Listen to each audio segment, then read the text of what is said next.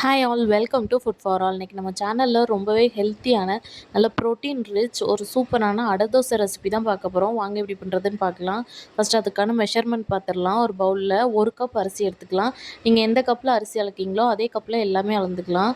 ஒரு 1/4 கப் பச்சரிசி, ஒரு 1/4 கப் போல் துவரம் பருப்பு, 1/4 பாசிப்பருப்பு, ஒரு 1/4 கப் போல் கடலைப்பருப்பு.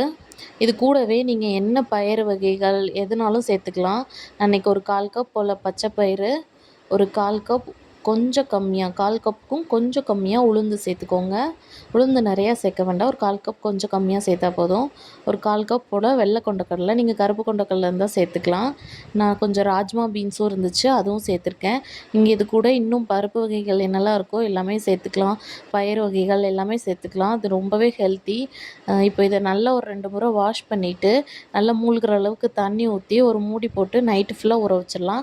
மேக்ஸிமம் 5 மணி நேரம் ஊற வைக்கணும். கூடவே ஒரு 5, 6 காஞ்ச மிளகாவும் கொஞ்சமாக வெந்தயம் சேர்த்துட்டு இதை ஊற வச்சிடலாம். இந்த மாவு புளிக்கணும்லாம் அவசியம் இல்லை. காலையில் நீங்கள் அரைச்சிட்டு அப்படியே தோசை ஊற்றிக்கலாம். இப்போ நம்ம ஊற வச்ச பருப்பு எல்லாமே நல்லா நைட்டு ஃபுல்லாக ஊறிடுச்சு. இப்போ இதிலேருந்து அந்த தண்ணியை தூர ஊற்றிட்டு நம்ம இதையும் 2 முறை வாஷ் பண்ணி எடுத்துக்கலாம். வாஷ் பண்ணி எடுத்துகிட்டு இதில் கொஞ்சமாக 1 ஸ்பூன் போல் சீரகம், அப்புறம் 1 ஸ்பூன் போல் மிளகு, 1 ஸ்பூன் போல் சோம்பு எல்லாம் சேர்த்துக்கலாம். இதை நீங்கள் சேர்க்காமலும் பண்ணலாம். இதை சேர்த்து பண்ணும்போது இன்னும் நல்ல மணமாகவும் ஃப்ளேவராகவும் இருக்கும்.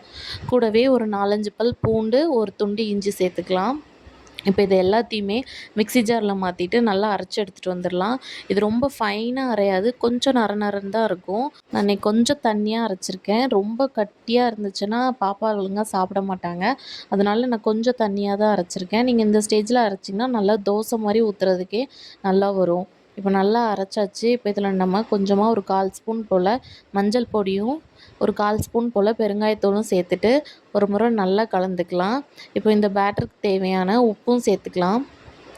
உப்பு சேர்த்துட்டு நல்லா கலந்துட்டு இதை நீங்கள் அப்படியே தோசையாக ஊற்றிக்கலாம். இல்லைன்னா நீங்கள் வெங்காயமும், கடுகு, கருவேப்பிலை எல்லாம் தாளித்து அதையும் சேர்த்து பண்ணலாம். இது கூட முருங்கைக்கீரை இல்லை வாழைப்பூ எது கிடைச்சாலும் சேர்த்து பண்ணுங்கள். அது இன்னும் ஹெல்த்தி டேஸ்டியாகவும் இருக்கும். இப்போ நான் இன்றைக்கி பொடிசாக வெங்காயத்தை கட் பண்ணி அப்படியே தான் சேர்த்துருக்கேன், வதக்கி சேர்க்கல. நம்ம இப்போ ஒரு தாளிப்பு கொடுத்துடலாம்.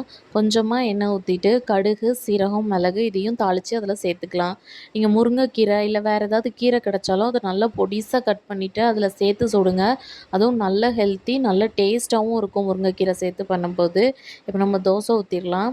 இதை நீங்கள் தோசையாக ஊற்றணுன்னு கூட இல்லை, ஒரு பணியாரக்கல்லில் அதை பணியாரம் மாதிரி கூட ஊற்றிக்கலாம். இப்போ நீங்கள் இதையும் பேட்டராக அரைச்சிட்டு கொஞ்சமாக வெல்லம் கலந்து அதையும் சேர்த்து ஊற்றிக்கலாம்.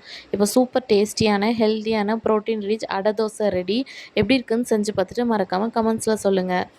நம்ம சேனலை மறக்காமல் சப்ஸ்கிரைப் பண்ணிக்கோங்க. உங்களை இன்னொரு வீடியோவில் பார்க்குறேன். பாய்.